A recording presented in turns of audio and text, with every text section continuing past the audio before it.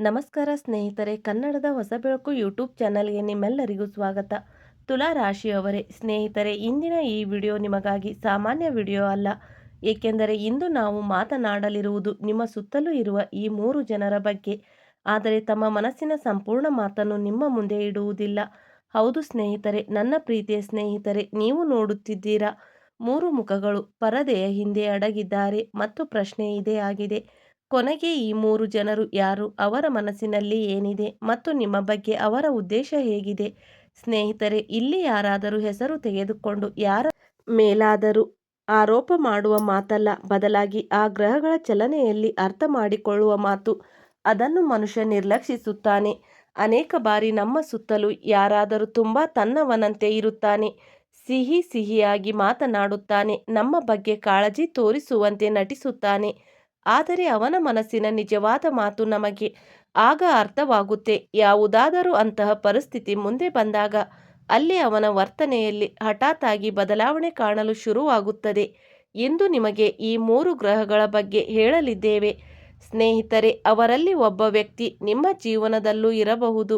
ಇವನು ನಿಮಗೆ ತುಂಬಾ ಹತ್ತಿರ ಇರಬಹುದು. ಪ್ರತಿದಿನ ಅವನೊಂದಿಗೆ ನಿಮ್ಮ ಮಾತುಕತೆ ಇರಬಹುದು, ಅಥವಾ ನೀವು ಅವನನ್ನು ಸಂಪೂರ್ಣವಾಗಿ ನಿಮ್ಮವರೆಂದು ನಂಬುತ್ತೀರಿ.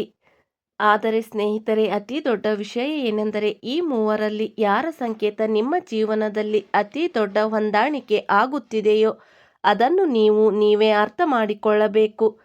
ಕೊನೆಗೆ ಪರದೆಯ ಹಿಂದೆ ಯಾರಿದ್ದಾರೆ? ಮೊದಲ ವ್ಯಕ್ತಿ ನಿಮ್ಮ ಮುಂದೆ ನಿಮ್ಮನ್ನು ತುಂಬಾ ಹೊಗಳುತ್ತಾನೆ, ನಿಮ್ಮ ಯಶಸ್ಸು ನೋಡಿ ಖುಷಿ ಆಗುವ ರೀತಿ ನಟನೆ ಮಾಡುತ್ತಾನೆ ಮತ್ತು ಪ್ರತಿ ಅವಕಾಶದಲ್ಲೂ ನಿಮ್ಮೊಂದಿಗೆ ನಿಲ್ಲುವ ಮಾತನ್ನು ಆಡುತ್ತಾನೆ. ಆದರೆ ನೀವು ಅವನ ಮುಂದೆ ನಿಮ್ಮ ಯಾವುದೇ ಒಳ್ಳೆಯ ಸುದ್ದಿ ಹೇಳಿದ ತಕ್ಷಣ ಅವನ ಮುಖದ ಭಾವ ಬದಲಾಗುತ್ತದೆ. ಅವನ ಧ್ವನಿಯಲ್ಲಿ ಮೊದಲಿನಂತೆ ಹೆಮ್ಮೆ ಇರುವುದಿಲ್ಲ ಮತ್ತು ನಿಮ್ಮ ಖುಷಿಯಲ್ಲಿ ಸಂಪೂರ್ಣವಾಗಿ ಭಾಗಿಯಾಗುವ ಬದಲು ಮಾತನ್ನು ಬೇರೆ ದಿಕ್ಕಿಗೆ ತಿರುಗಿಸುತ್ತಾನೆ. ಅವನು ನಿಮ್ಮ ಶತ್ರು ಆಗಿರಬೇಕಾಗಿಲ್ಲ, ಆದರೆ ಅವನ ಮನಸ್ಸಿನಲ್ಲಿ ಮತ್ತು ಹೋಲಿಕೆಯಿಂದ ಬರುವ ಅಸೂಯೆಯ ಭಾವವನ್ನು ನೀವು ಅರ್ಥ ಮಾಡಿಕೊಳ್ಳಬೇಕು. ಅದಕ್ಕಾಗಿ ಅಂತಹ ವ್ಯಕ್ತಿಯ ಮುಂದೆ ನಿಮ್ಮ ಪ್ರತಿಯೊಂದು ರಹಸ್ಯ ಯೋಜನೆ ಮತ್ತು ಭವಿಷ್ಯದ ತಯಾರಿಯನ್ನು ಹೇಳುವುದು ಯಾವಾಗಲೂ ಬುದ್ಧಿವಂತಿಕೆಯಲ್ಲ. ಎರಡನೆಯ ವ್ಯಕ್ತಿ, ಅವನು ಹಠಾತ್ತಾಗಿ ನಿಮ್ಮ ಹತ್ತಿರ ಬರುತ್ತಾನೆ ಮತ್ತು ಅವನಿಗೆ ನಿಮ್ಮಿಂದ ಯಾವುದಾದರೂ ಕೆಲಸವಿದ್ದರೆ ಫೋನ್ ಸಂದೇಶ ಅಥವಾ ಮಾತುಕತೆ ನಿರಂತರವಾಗಿ ಇರುತ್ತದೆ. ಆದರೆ ಅವನ ಕೆಲಸ ಮುಗಿದ ತಕ್ಷಣ ಆ ವ್ಯಕ್ತಿ ನಿಮ್ಮನ್ನು ಗುರುತಿಸಲು ಕೂಡ ನಿರಾಕರಿಸುತ್ತಾನೆ. ನೀವು ಯೋಚಿಸುತ್ತೀರಿ, ಅವರಿಗೆ ಏನಾಯಿತು? ನಿನ್ನೆಯ ತನಕ ಇಷ್ಟು ಮಾತನಾಡುತ್ತಿದ್ದ ವ್ಯಕ್ತಿ ಇಂದು ಏಕೆ ಇಷ್ಟು ದೂರವಾದನು? ಸ್ನೇಹಿತರೆ, ಈ ಸಂಕೇತ ನಿಮಗೆ ಇದು ಅರ್ಥ ಮಾಡಿಸುತ್ತದೆ. ಹತ್ತಿರದಂತೆ ಕಾಣುವ ಪ್ರತಿಯೊಬ್ಬ ವ್ಯಕ್ತಿಯು ಮನಸ್ಸಿನಿಂದ ಹತ್ತಿರ ಇರುವುದಿಲ್ಲ. ಕೆಲವರು ಸಂಬಂಧವನ್ನು ಅವಶ್ಯಕತೆಗೆ ಅನುಗುಣವಾಗಿ ನಿಭಾಯಿಸುತ್ತಾರೆ ಮತ್ತು ಅವಶ್ಯಕತೆ ಮುಗಿದ ತಕ್ಷಣ ಅವನ ವರ್ತನೆಯೂ ಬದಲಾಗುತ್ತದೆ. ಮೂರನೆಯ ವ್ಯಕ್ತಿ ಅತಿ ದೊಡ್ಡ ಬುದ್ಧಿವಂತಿಕೆಯಿಂದ ಅರ್ಥ ಮಾಡಿಕೊಳ್ಳುವವನು, ಏಕೆಂದರೆ ಈ ವ್ಯಕ್ತಿ ನಿಮ್ಮ ವಿರುದ್ಧ ನೇರವಾಗಿ ಏನೂ ಮಾಡುವುದಿಲ್ಲ, ಆದರೆ ನಿಮ್ಮ ಮಾತನ್ನು ಕೇಳುತ್ತಾನೆ, ನಿಮಗೆ ಸಲಹೆ ಕೊಡುತ್ತಾನೆ, ನಿಮ್ಮ ಬಗ್ಗೆ ಕಾಳಜಿ ವಹಿಸುವಂತೆ ಮಾತನಾಡುತ್ತಾನೆ ಮತ್ತು ನಿಮಗೆ ಅನಿಸುತ್ತದೆ ಇವನಿಗಿಂತ ದೊಡ್ಡ ಹಿತೈಷಿ ಯಾರೂ ಇಲ್ಲ. ಆದರೆ ಗಮನವಿಡಿ, ನೀವು ನಿಮ್ಮ ಯಾವುದೇ ದೊಡ್ಡ ಯೋಜನೆಯನ್ನು ಅವನಿಗೆ ಹೇಳಿದರೆ ಸ್ವಲ್ಪ ಸಮಯದ ನಂತರವೇ ಅದು ಬೇರೆಯವರಿಗೆ ತಿಳಿಯುತ್ತದೆ, ಏಕೆಂದರೆ ಎರಡನೆಯ ವ್ಯಕ್ತಿ ಯಾರು ಎಂದು ನಿಮಗೆ ಗೊತ್ತಾಯಿತು. ಮೊದಲ ವ್ಯಕ್ತಿಯು ಗೊತ್ತಾಯಿತು, ಆದರೆ ಮೂರನೆಯ ವ್ಯಕ್ತಿ ತುಂಬಾ ಬುದ್ಧಿವಂತ. ನಿಮ್ಮ ವ್ಯಕ್ತಿ ನಿಮ್ಮೊಂದಿಗೆ ಮಾತನಾಡಿದ ನಂತರ ನಿಮ್ಮ ವಿಷಯವನ್ನು ಹೊರಗೆ ಹೇಳುತ್ತಾನೆ. ಸ್ನೇಹಿತರೆ, ಜೀವನದಲ್ಲಿ ಪ್ರತಿಯೊಬ್ಬರನ್ನು ತನ್ನವನು ಎಂದು ತಿಳಿದುಕೊಳ್ಳುವುದು ಇದು ಸಂಪೂರ್ಣ ಮೂರ್ಖತನ.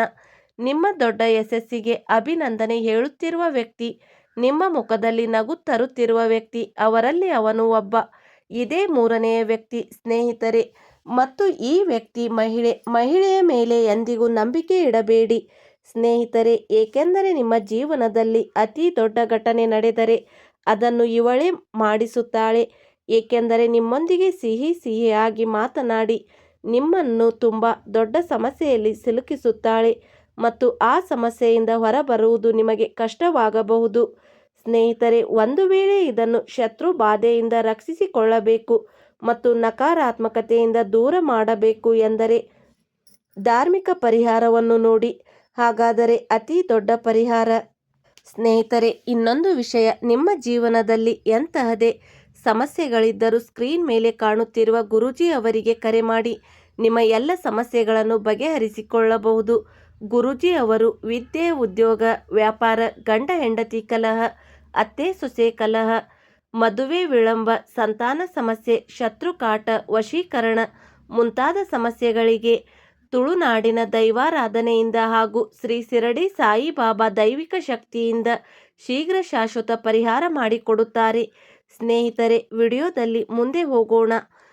ಸ್ನೇಹಿತರೆ, ಅತಿ ದೊಡ್ಡ ಪರಿಹಾರ ಇಂದಿನಿಂದ ಸಂಜೆ 9ರಿಂದ ನಾಳೆ ಬೆಳಗ್ಗೆ 9ರವರೆಗೆ ಮೊದಲು ಹನುಮಾನ್ ಜಿ ಅವರಿಗೆ ಉಪವಾಸ ಮಾಡಿ ಸಾಸಿವೆ ಎಣ್ಣೆಯ ಒಂದು ದೀಪ ಹಚ್ಚಿ ಹನುಮಾನ್ ಚಾಲೀಸ್ ರೀತಿಯ ಪರಿಹಾರಗಳನ್ನು ವಿವಿಧ ಜ್ಯೋತಿಷ್ಯ ಪರಂಪರೆಗಳಲ್ಲಿ ಉಲ್ಲೇಖಿಸಲಾಗಿದೆ.